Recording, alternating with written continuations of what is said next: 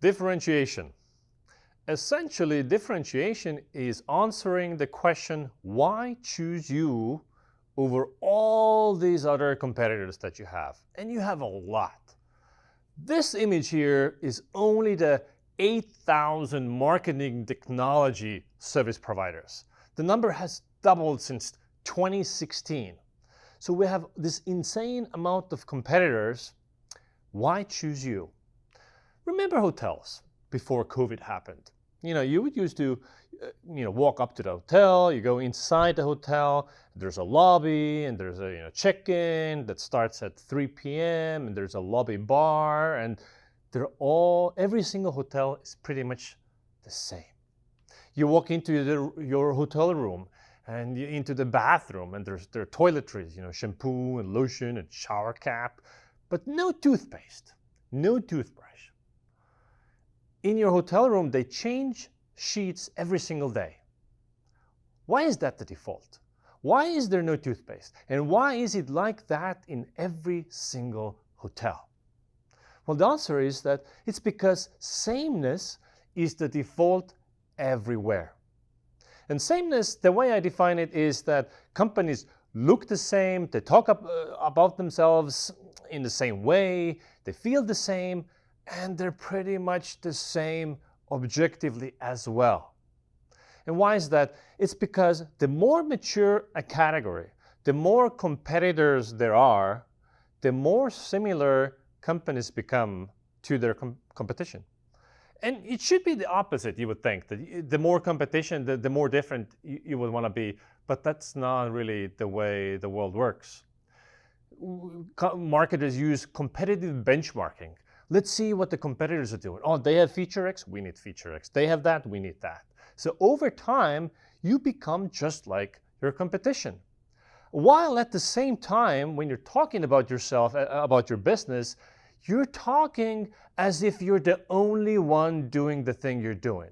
Such as this company here, Sendinblue, lets you send beautiful email newsletters. And obviously there are like thousands of companies that let you send beautiful email newsletters. Why do you say it like this? Like, what? I just don't understand. Or take this company here. It's a Swedish optimization tool. They do A/B testing. And this is the presentation. Your conversion optimization tool. A/B testing, multivariate testing, fix leaky funnels. Like, what? There's VWO, there's Optimize It, there's Google Optimize, and that's how you're trying to compete? Maybe you're cheapest, but hey, Google Optimize is free. Pricing different, like competing on price, only makes sense if you have a structural competitive advantage. For some reason, you can offer a lower price sustainably while your competition can't. If your competition can also offer lower pricing or lower prices than you, then that's insanity. So why on earth would anybody pick this brand? And obviously, you would not even find out that they exist because it's just like every other tool out there. And so what could they do? Could they add more features? Yeah, maybe, sure. They could add more features. But the thing is that you cannot compete on features.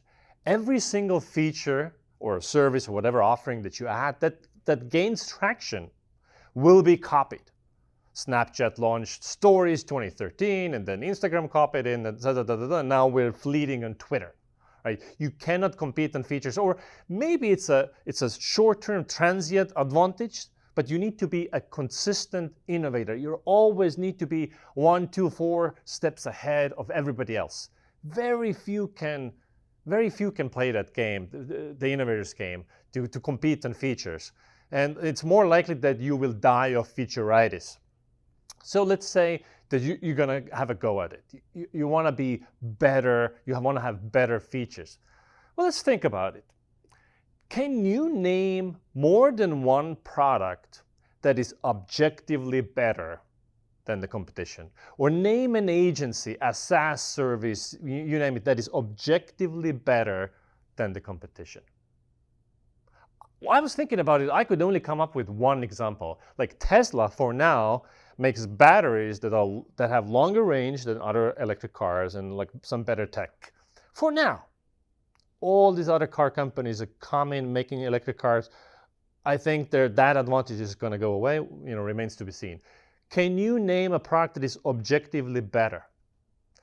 Yet, when you look at how companies are presenting themselves, when they're making the case, why choose us? It looks like they're competing on better. Choose us because we're better in some ways. While actually you cannot be better. You cannot compete on better. It's not possible. It was maybe possible in the 80s when, before the product quality revolution, when it was pretty normal that you bought a brand new TV and it stopped working 2 months later. Today, we assume that every single TV will last basically forever. That's not why I choose one TV over another, right? That's not a quality difference. So instead of competing to be the best, you should compete to be unique. At least that's what Michael Porter says, the father of modern-day business strategy. And I think it makes a lot of sense. If you cannot compete on being the best and you have 8,000 competitors, it's very hard to be objectively better. And think about it. People have very limited consideration sets. If I'm looking for an A/B testing software, I'm maybe looking at 3-5 options, not more. Rarely I'm considering more options. Or same applies when I'm buying juice or shoes or whatever it is, tents. Right? So the goal of marketing really is to get into the very limited consideration set. And how will you do that as a marketer? Obviously, the guys that have the most market share, the most awareness already in there. If it's A/B testing software, it's Optimizely and VWO and Google Optimize are my top 3. So if you want to be included in the top 5, you need to stand out somehow. You can't be like that symphony that says, we also do A/B testing. No, I don't need you also do A/B testing because I already have one of those. It's very hard to get noticed. And remember this slide, like the optimization tools are in there, like the bottom left corner there, this 1,000 optimization tools. And you say we do A/B testing. That's not enough. In order to stand out, you need to be different. The only way I will choose you, or the only chance you have to get picked, to be even noticed, the only chance you have that somebody will find out that you exist is for some reason you're different than the others. You need to be different from others. And so why aren't more brands different? I think it starts with the fact that it's very hard to be an original thinker. Most of us have never had an original idea in our lives. We can only imagine things that we have seen before, and it's very evident. You look at any service provider. So think about your company. What are you saying that others are not saying? Have you actually come up with something original, something new? And I think the answer is no. Most of us are not original thinkers, and hence we're copying everybody else. I think if 5 new companies started in some whatever space, and they couldn't see what the other ones are doing, we would see some wildly different companies. But since competing is, public, competition happens in public, we just copy each other, and we end up being the same. Another thing about being original and not having original ideas is also that deciding to do something new and different is scary, because it's tempting to be a safe and boring company, to say things that people expect you to say. So this company also wants to be an email marketing software, and this is not a joke website. This is their actual website, and they're saying predictable, safe, boring things because nobody will ever call them out on it. Nobody will mind. Nobody will criticize them. Well, of course, the downside is that nobody will care either. Nobody cares that they exist. Nobody will ever choose them. They will not be in the consideration set of the tools or of the products I'm considering choosing, because I will never find out that they exist. And you might say, oh, but look at the market leaders. Like MailChimp is no different. Well, yeah, MailChimp is the market leader. It does not need to be different. Shopify does not need to be different. Amazon does not need to be different. Whoever is the category leader or the top two, they don't need to be different. You need to be different from MailChimp. Market penetration, awareness is far more important than differentiation. The sheer fact that people know that you exist goes a long way. I mean, every single day when I'm doing social listening on Twitter, I see freelancers who have never run an A/B test in their life. They recommend Optimizely to each other. Hey, you should use Optimizely to run A/B tests. Not knowing anything about statistics or how much Optimizely costs. They do it because they've heard of it, and that's everything. So you, as a new A/B testing tool, you need to be different to have a fighting chance. So if you can't compete you can't compete them better, and you need to be different. And so how can you actually be different if you also don't have any original ideas, which you don't? The answer is brand. It's intangible differences. So Patagonia makes outdoor gear, and their outdoor gear is high quality, but it's not really much better than any of their other competing brands. It's basically the same stuff. So I am buying Patagonia because of the brand. And brand, what is a brand? Brand is not what you say you are, it's what they say you are. Who am I, or what does it say about me when I buy your brand? When I buy Patagonia, I'm telling myself and the world that I care about the world, the planet, sustainability is important to me, and I hate President Trump. And that's why I buy Patagonia over, say, North Face, because differentiation answers the question, why buy from you? There's an affiliation here.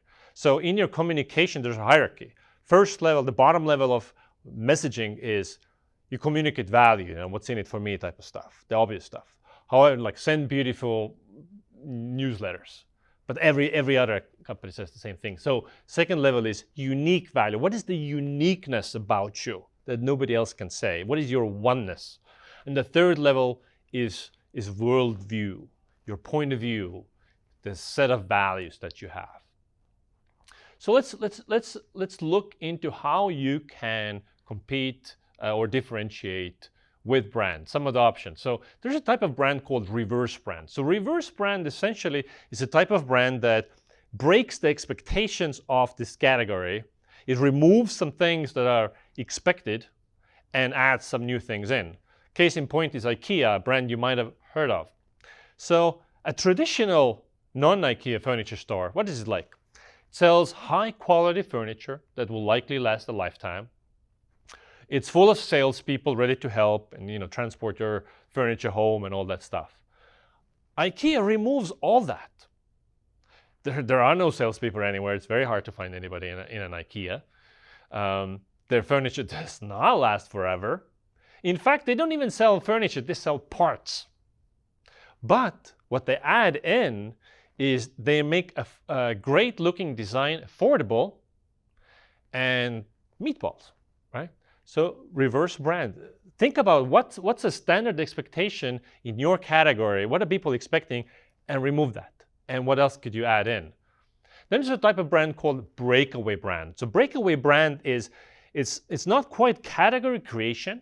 But it's changing the use case of a product. You're changing the way you think about a product. So diaper manufacturers used to have a big problem where there was a social stigma against kids 3 years old or older wearing diapers. So parents trained them out of diapers, and diaper manufacturers had no way of making more money until they came up with pull-ups. Basically, it's just like diapers, but it looks like underwear, and it's for the ages 3 to 5. Suddenly, the social stigma was gone. Parents did not have to potty train their kids, and sales went up. Breakaway brand change. Who's it for? And then there's a type of brand called a hostile brand. A hostile brand is basically putting up a velvet rope and saying it's not for everybody. It's for a certain type of people. It's repelling some audience, and by the fact that it's repelling, it's also attracting another audience. So in this case, this is a famous ad that you've probably seen saying, too advanced. So people who are new to skiing, they're like, oh yeah, definitely don't want to go there. But people, hardcore skiers are like, yeah, that's what I like. Now they're drawn to it. It's a hostile brand. So basically, they're flaunting their flaws. They're proud of their shortcomings. They're proud of their edge cases. And they're saying, it's not for you. It's not for everybody. They're non-apologetic. Coincidentally, this ad that we've been running with CXL Institute has been our best performing ad on Facebook to date. Then other ways of competing or being different on intangibles. Being the first. Coca-Cola, the original, the real thing. Or HubSpot with their inbound marketing. Inbound marketing, it's a terminology coined by the HubSpot people. These two are inseparable.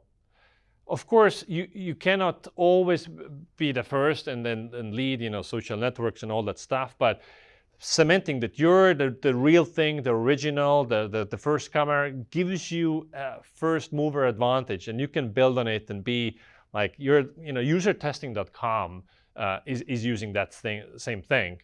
It's the category leader. It was the first to be, I don't know if it was the very first, but it was first to inside the mind of a customer. And they're still the biggest, Next, attribute leadership.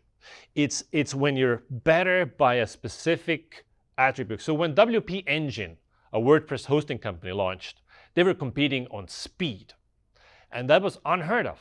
They came out of nowhere, became ginormous. Now, of course, there are so many WordPress hosting companies that are competing on speed, Kinstein, whatever they are. But WP Engine does not need to be different anymore. They're already the category leader. We know it exists, and that goes a long way. Attribute leadership, they chose speed. Or in Wynter's case, it's messaging research. There's all kind of user research, qualitative research things out there, but nobody does messaging research, this particular thing, better than Wynter. Being the preferred provider. This is the old classic, more Dr. Smoke Camel type of stuff. Tylenol is still using this, the #1 doctor recommended painkiller.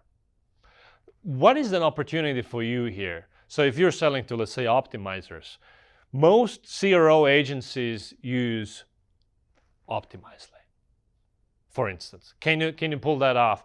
Can you see and survey and get data to show that you are the leader and some sort of an elite group of people, the CRO specialist, they use this tool? Or they all use Hotjar. More optimizers use Hotjar, for instance. Heritage, hard to do in software, but in physical products, it's a common move. Levi's built America, and Red Wing shoes, they were the official shoe provider for the US military during Second World War, and still their brand is carrying that scent from the bygone, better era when America was still great and all that stuff. Heritage. Specialized for a specific market or niche. So it's basically, in this case, PaperBell. They're making scheduling and invoicing software for online coaches, a specific market. Now they're going all in like building out the use cases for having this particular customer in mind. So it's competing in the scheduling software world. The coaches could be using Harvest or whatever the hell, but this is specifically for coaches. Obviously, if they're successful and if the coaches subcategory gets bigger, more players will enter this niche. Now, the goal for PaperBell is to achieve as much awareness and market penetration inside this market as they can within this time period that they have. They might have 1 or 2 years. Make your product in a special way. So what that really means is that you have a product, you achieve a certain outcome, and you talk about that the way you do it. In their case, it's a fat loss solution, and what they're saying is freeze your fat off. Freeze your fat off. Do people care how that really happens? Do they understand that? No. Does it matter? No, it does not. But that's their whole messaging. Is you freeze your fat off, and you achieve your outcome in a special way in a highly competitive fat loss market where there's so many products. This is how they stand out. And if you Google their sales results, pretty impressive stuff. Then being hot is a reason to choose you.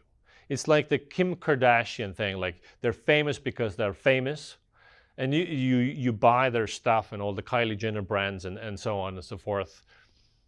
So in software and in agencies, you can be hot as well. So Rome Research is hot right now. In fact, they have a cult.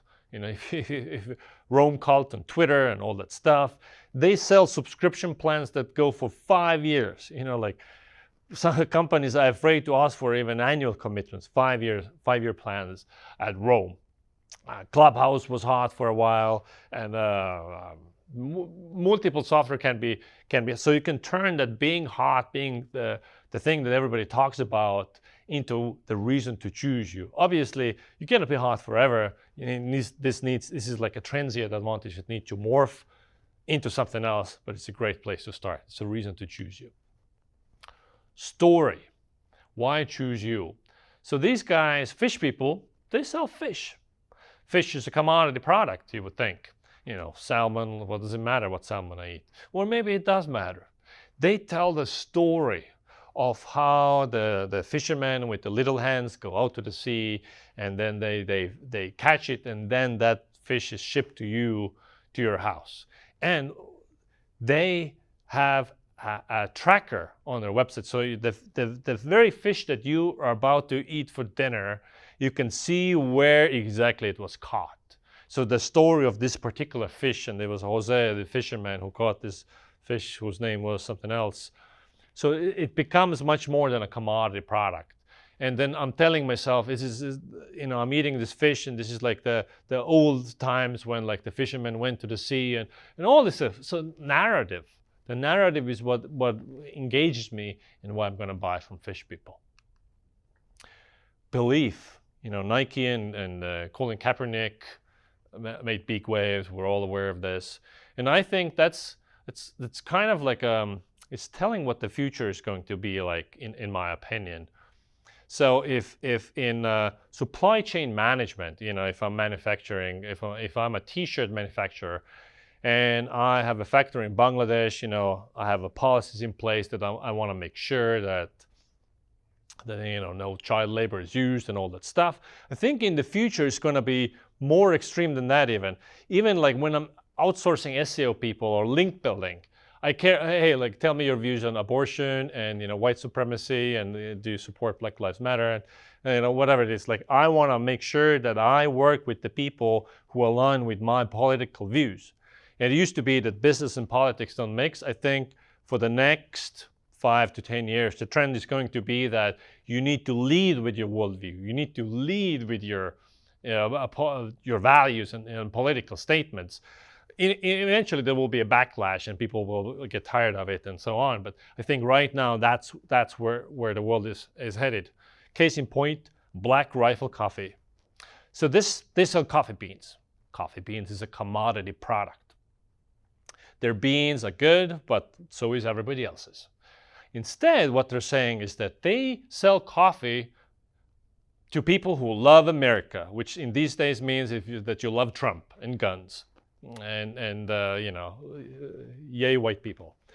Like the guy Kyle, somebody who went and shot the Black Lives Matter protesters and got acquitted, at least for now, sponsored by Black Rifle Coffee. And so, back in Obama, when Obama was still president, and announced that they're going to accept, so and so many refugees to the United States, they announced that they are going to do some sort of an outreach or support to so and so many veterans, in matching that number. So it's all a political statement, and it's really working for them. They're very successful, and reason why choose Black Rifle Coffee is not because of the beans. It's because of the political values that they have. So it's like the anti-Patagonia here. Transparency as a reason to choose you. So this dashboard, you can watch this live. It's ConvertKit, which is a marketing automation tool. And ConvertKit shows you how many trial startups they had, signups they had today, how much money they're making per second. It's real-time public information. You can go check it out. All their salaries that their staff is making, it's all public information. You can go check it out. So ConvertKit becomes, or the transparency of ConvertKit becomes a reason to choose them because you like them. You have some sort of an affinity to them. So think about you. What if you would publish all your internal company documents? What if they were all for everybody to see? What if all internal meetings you had, it'd be live streamed to LinkedIn and Facebook and everybody can see what you're discussing about your next launch and so on, like radical transparency. Nobody's that brave, but if they were, oh my God, it will work so well. Individuality, so hyper-personalizing the product. Lost My Name books. So like not only the title, but also like the content of the book is changed based on the name of the kid. So my son is Hayden, my daughter is Amelia. My good friend Stephen Pavlovich sent my kids these personalized books. They love them. And Wonderby, the owner of Lost My Name books, that's how they compete, right? They stand out with individuality. Having the best customer experience is an endless source of differentiation. Chewy sells pet food and all kinds of pet stuff. And the products that they sell, you can buy it at every whatever pet store, Amazon, doesn't matter. The product is not unique. It's what everybody else has, but they're competing on customer experience. It's the little things in the interactions, the emails, the support, a bunch of little things that add up that become a reason to choose Chewy. And then there's personal brand. So I might like Elon Musk, and that's why I buy a Tesla. Who's the CEO of Ford or Mazda or Mitsubishi? No idea.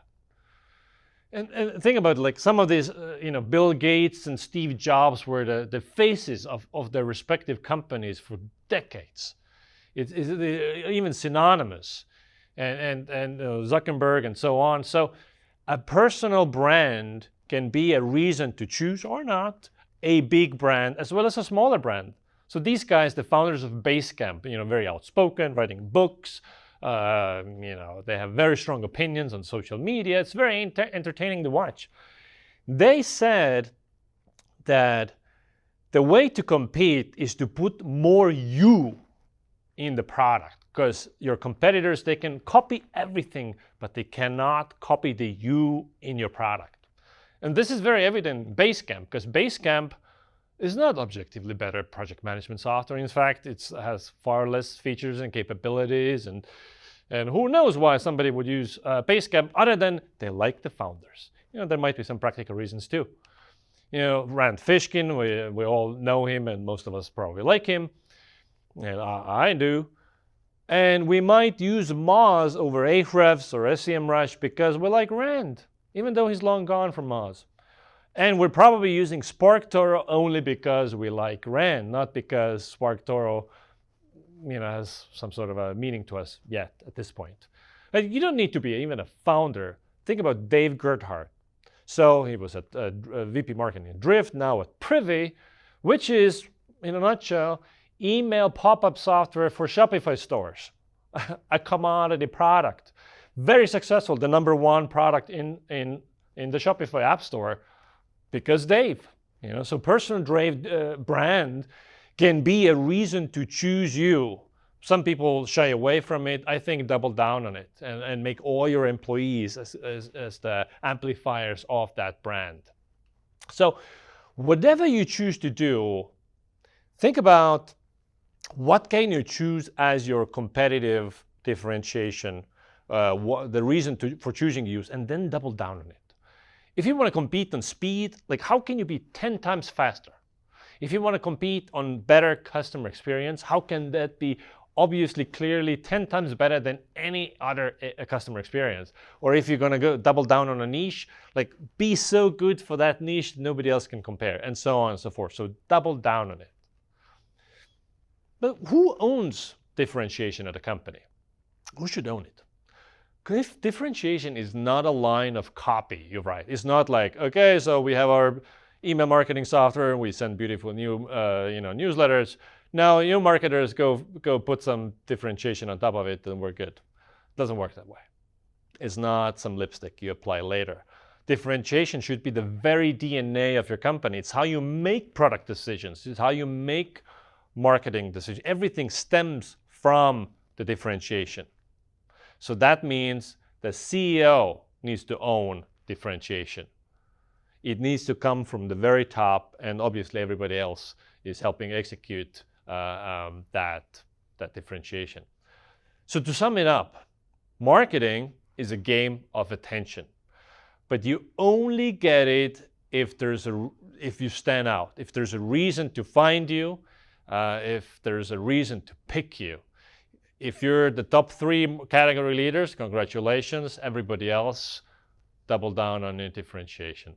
Thank you very much. I'll see you on the internet.